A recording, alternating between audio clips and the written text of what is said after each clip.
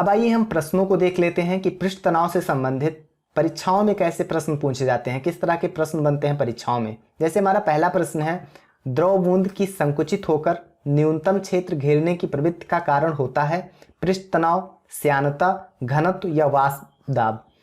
तो द्रव बूंद की संकुचित होकर न्यूनतम क्षेत्र घेरने की जो प्रवृत्ति होती है उसे हम पृष्ठ तनाव के नाम से जानते हैं। तो इसलिए इस प्रश्न का सही उत्तर होगा ए विकल्प, पृष्ठ तनाव। द्रव का बाह्य पृष्ठ सदैव तनाव की स्थिति में होता है और उसमें संकुचित होकर अपना बाह्य पृष्ठ का क्षेत्रफल कम से कम रखने की प्रवृत्ति होती है। द्रव के पृष्ठ का यह तनाव ही पृष्ठ तनाव कहलाता है।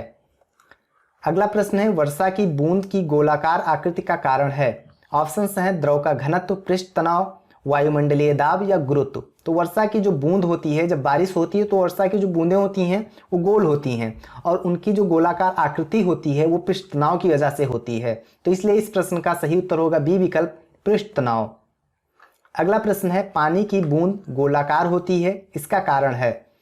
तो पानी की जो बूंद होती है वो गोलाकार इसलिए होती है क्योंकि जो द्रव होता है वो अपने क्षेत्रफल को कम करने की कोशिश करता है और ऐसा इसलिए होता है क्योंकि उसका जो पृष्ठ तनाव होता है वो अधिक होता है। तो पानी की बूंद गोलाकार होती है, इसका कारण पृष्ठ तनाव है।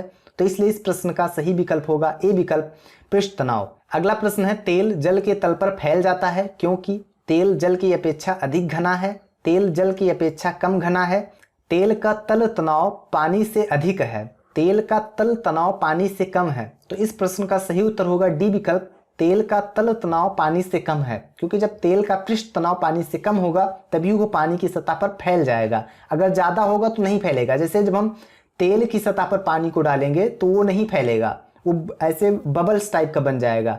लेकिन जब हम पानी की सतह पर तेल को डालेंगे तो वो उसकी सतह पर फैल जाता है। तो तेल का पृष्ठ तनाव पानी की अपेक्षा कम होता है, यही कारण है कि तेल पानी के तल पर फैल जाता है। अगला प्रश्न है, साबुन के बुलबुले के अंदर का दाब वायुमंडलीय दाब से अधिक होता है, वायुमंडलीय दाब से कम होता है, वायुमंडलीय दाब के बराबर होता है, वायुमंडलीय दाब का आधा होता है। तो साबुन के बुलबुले के अंदर का जो दाब होता है, कोई भी बुलबुला हो जो उसके अंदर का दाब होगा वो हमेशा वायुमंडलीय दाब के अधिक होता है। तो इसलिए इस प्रश्न का सही उत्तर होगा ए विकल्प, वायुमंडलीय दाब से अधिक होता है।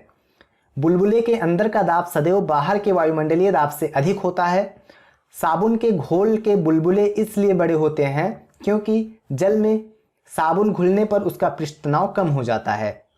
अगला प्रश्न है, यदि साबुन के दो भिन्न भिन्न व्यास के बुलबुले को एक नली द्वारा एक दूसरे के संपर्क में लाया जाए तो क्या घटित होगा। ऑप्शंस हैं, दोनों बुलबुलों का आकार वही रहेगा, छोटा जो बबल होगा वो छोटा और जो बड़ा बबल होगा वो और बड़ा हो जाएगा। तो ये बी विकल्प इसका सही उत्तर होगा कि जब हम साबुन का बुलबुला हो या कोई और बबल्स हो, अगर उसको नली की सहायता से एक दूसरे के संपर्क में लाते हैं तो जो छोटा वाला बुलबुला होता है वो और छोटा होता जाता है और जो बड़ा वाला बबल होता है वो और बड़ा होता जाता है।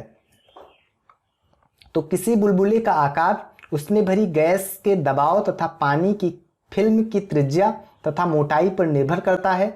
छोटे बुलबुले में गैस का दबाव बड़े बुलबुले की अपेक्षा अधिक होता है, अतः नली में एक दूसरे के संपर्क में लाए जाने पर छोटा बुलबुला और छोटा तथा बड़ा बुलबुला और बड़ा होता जाता है।